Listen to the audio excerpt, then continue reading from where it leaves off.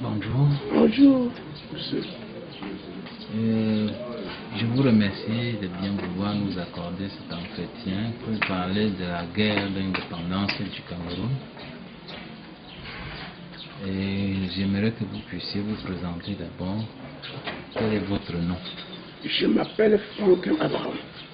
Frankem Abraham, K-E-M. Abraham. Où et de qui êtes-vous né?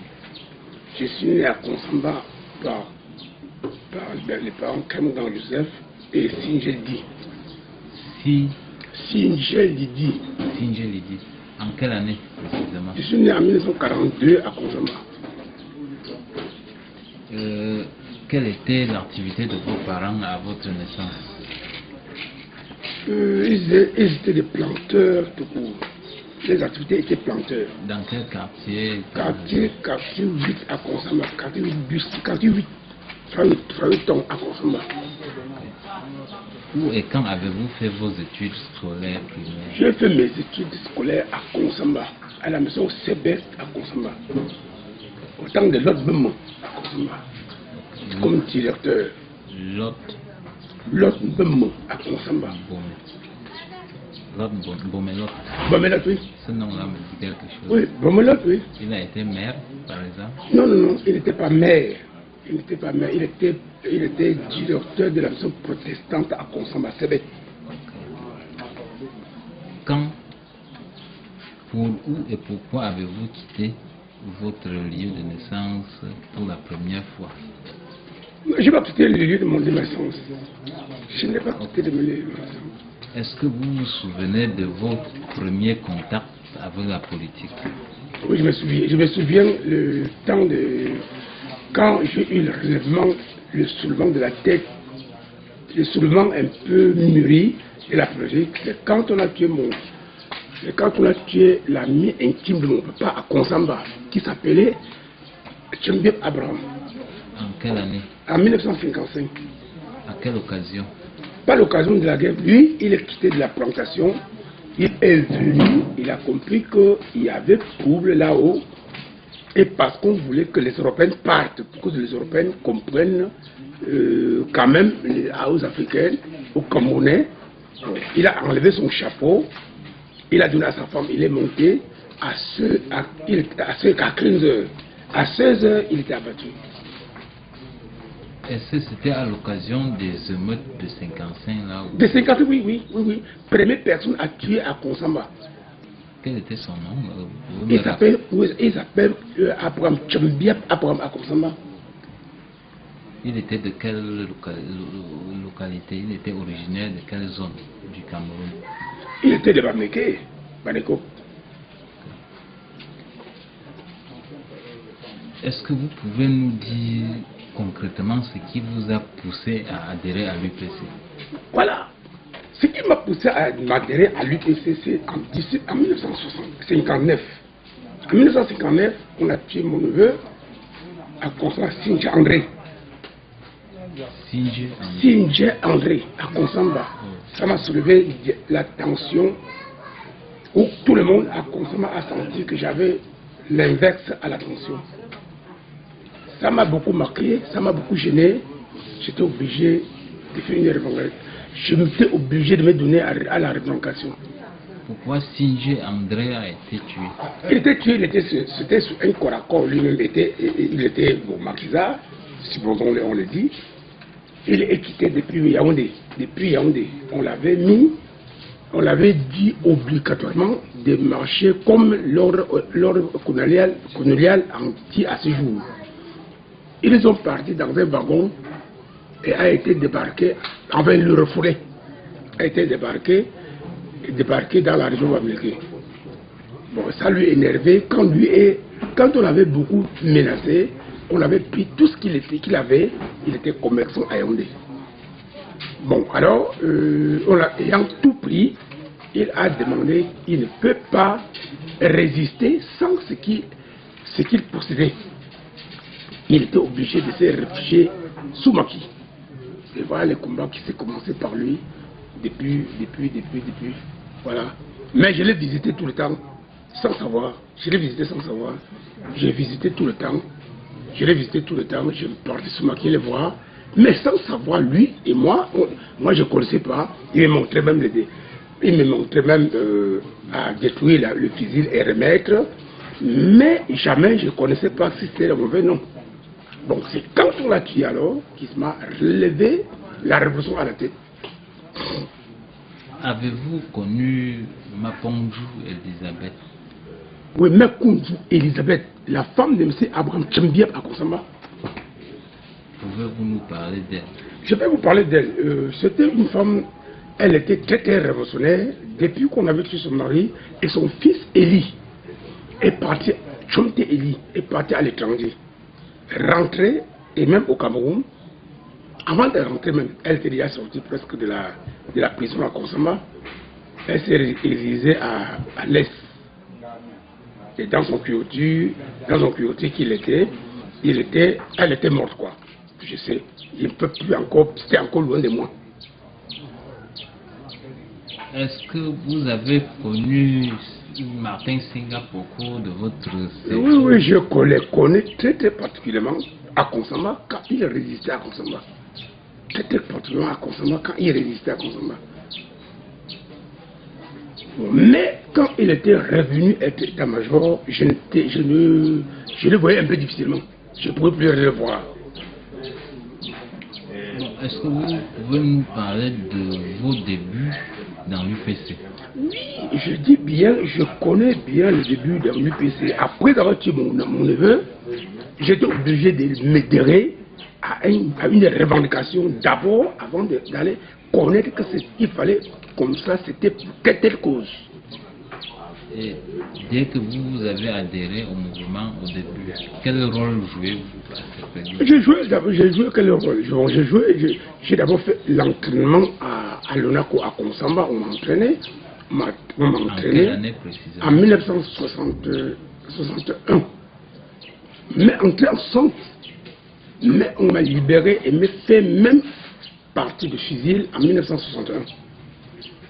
Bon, en 61, en février 61, j'ai été affecté à Mélon. Oui. Auprès de qui? Auprès de... ça vient pas bien. Auprès de cloche de 25 mai. Voilà.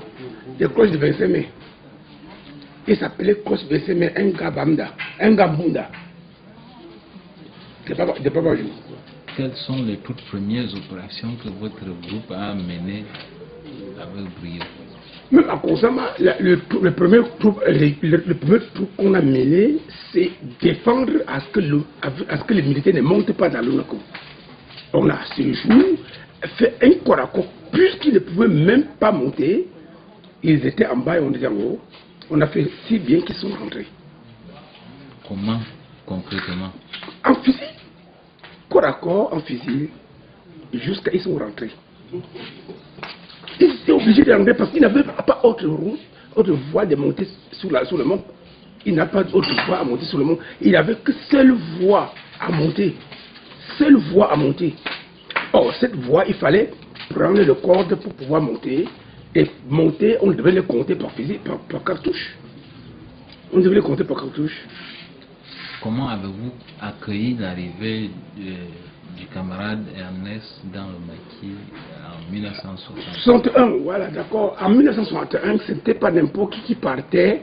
On choisissait par maquis, on choisissait par poste, nombre de fois 500 personnes dans tout au Cameroun pour pouvoir aller l'accueillir.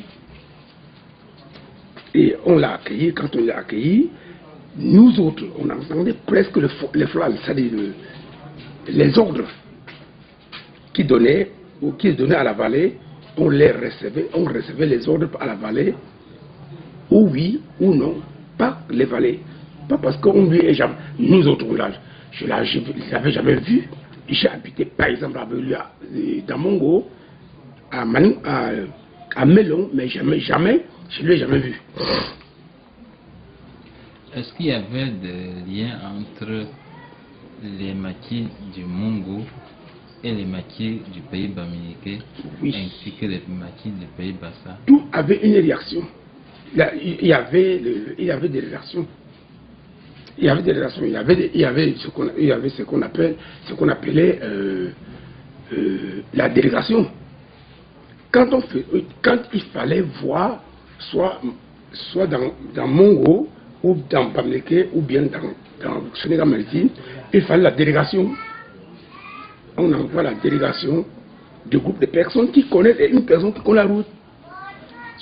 Est-ce que pendant votre séjour dans le maquis, vous avez entendu parler des dissensions, des luttes d'influence qu'il y avait au niveau de la direction? Oui. Pas au niveau de la direction, même à tout niveau, il y a toujours eu ces mots, mais qui n'étaient pas très sentimentaux. À partir de l'arrivée de Wanji NS, c'était à peu près fini.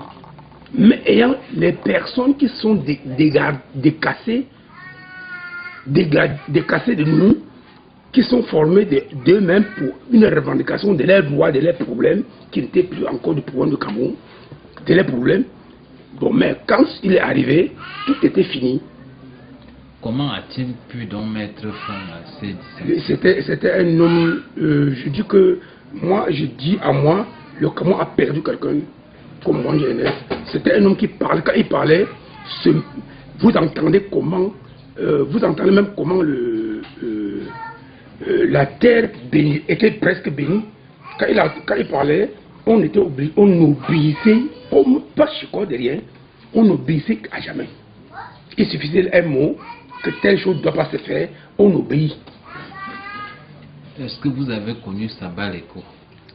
Saba Leko, non. J'ai entendu, mais je ne l'ai jamais vu.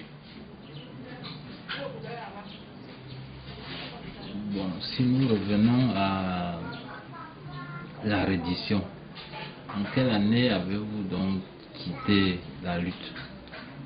Je quittais la lutte en 1965.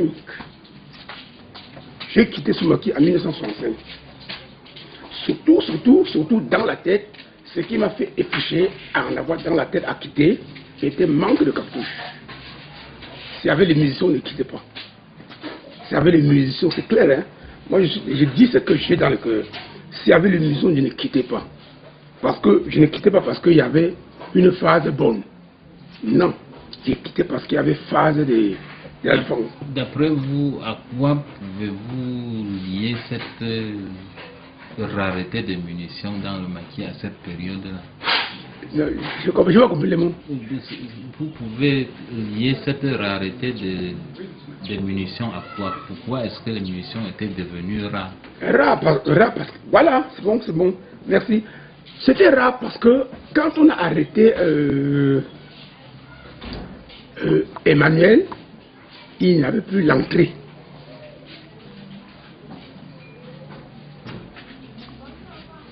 Quand on avait arrêté Emmanuel à Douala, il n'y avait plus encore de relation parce que c'était le transmisseur des programmes d'armes, des programmes d'émission à l'étranger au Cameroun. Quand on l'avait pris à Kumba, c'était fini, on n'avait plus. Après l'arrestation de Fankan Fermeté, J'ai dit Fankan Fermeté Emmanuel. Donc vous voilà. Parlez. Oui, donc quelle a été la conséquence immédiate dans de le maquis? Tout le monde, oui, tout le monde était fiercé. Tout le monde était fâché. Tout le monde était, c'était difficile. Comment a-t-on su qu'il a été arrêté? On avait su, c'était le. Il y avait tout. Est-ce qu'on ne peut jamais faire la guerre sans relation intérieure-extérieure, c'est-à-dire sans relation maquis et dans la ville? C'est la ville qui a dit qu'on a arrêté Franck Emmanuel. Et quand on a compris qu'on l'avait arrêté, tout le monde comprenait que c'était fini, c'était fini à ce jour.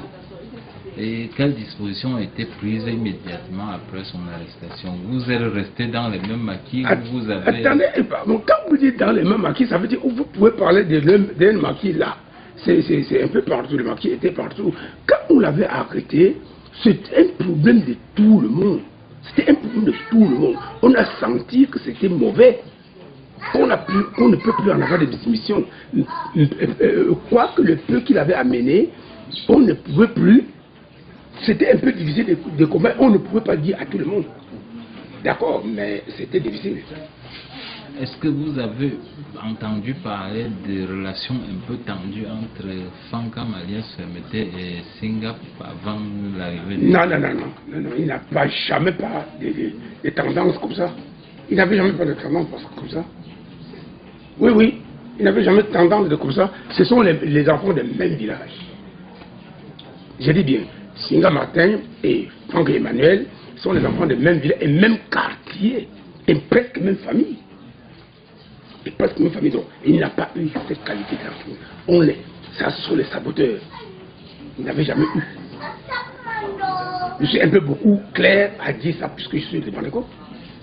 Voilà, je suis de Banéco. Je suis un peu clair, je suis un peu franc à ça. Je dis non, il n'avait jamais eu ça. Est-ce que vous avez entendu parler des circonstances de la mort de Singap? Oui. Vous pouvez nous parler de ça? Aussi, je viens vous parler de ça, je ne peux pas. Je ne crois pas si la permission pouvait me permettre, mais sa mort était, il fallait quelqu'un qui le connaissait, le garde corps le plus proche, qui l'avait trahi, qui l'a trahi, comment il fallait l'abattre, c'était ça. Est-ce qu'en le trahissant, il avait été arrêté ou... Non. Non, même jusqu'ici, on n'a jamais compris qu'on l'a tué. On a compris qu'on l'a tué, mais on n'a jamais vu le corps.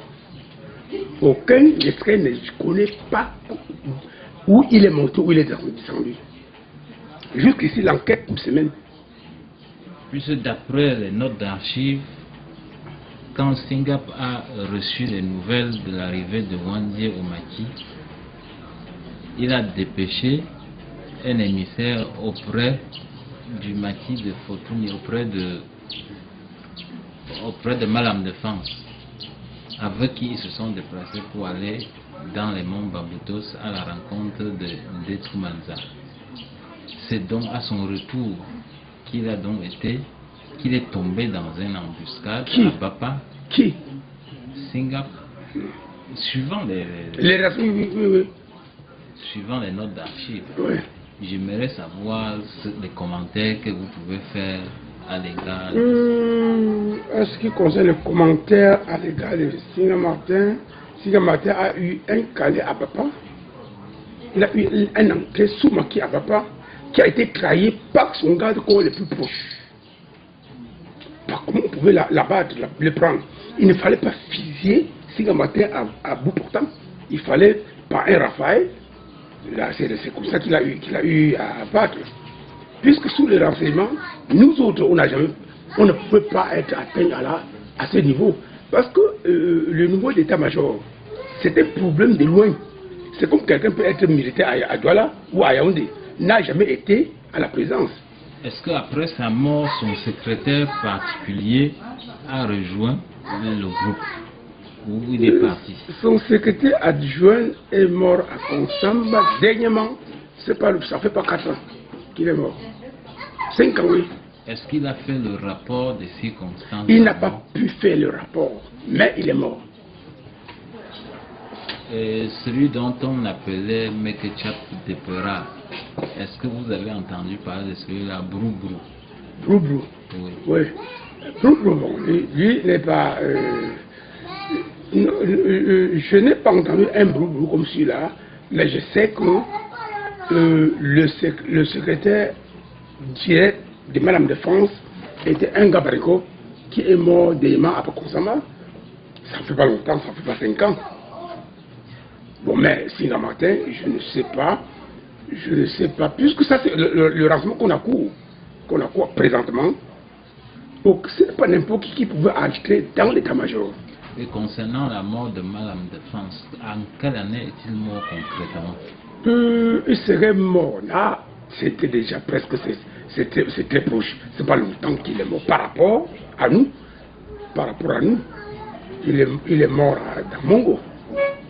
Il est mort dans Mongo, au lac de Maningoa, à côté du lac de Maningoa. Oui, c'est là où il est mort. Parce que d'après les rapports de l'administration, c'est en 1964 qu'il est mort, 1965, 1965. Oui. On peut admettre ça en 65. j'étais déjà presque avec l'administration, on m'avait déjà pris.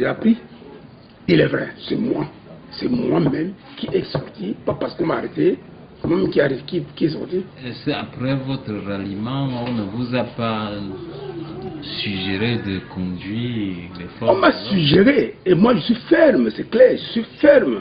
J'ai préféré mourir que de conduire. J'ai préféré mourir. Parce que aller, c'est être dans l'enclume et le marteau. Vous n'êtes pas sûr d'aller et rentrer. Bon, vous dites que vous restez vos appâts là pour que la famille voit. Est-ce que vous êtes torturé pour vous contraindre la force? Trop torturé. J'ai eu même presque les intestins sortis par les fouets et à l'avançoir.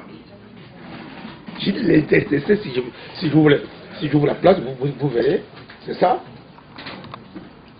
Pas le machin colonial. Alors qu'en 1961, elle avait mis à sa presse que quand quelqu'un sort, on ne devrait plus encore les menacer à ce niveau. Autant de docteur Roger à Konsama, j'ai été hospitalisé là-bas, à Konsama, ayant presque l'âme déjà enlevée. Bon, c'est docteur Roger à Konsama qui m'a réanimé. C'était un Camerounais ou non, un Belge. Un Belge, un docteur français. Un docteur belge. Oui. Mais au Cameroun, à Konsama.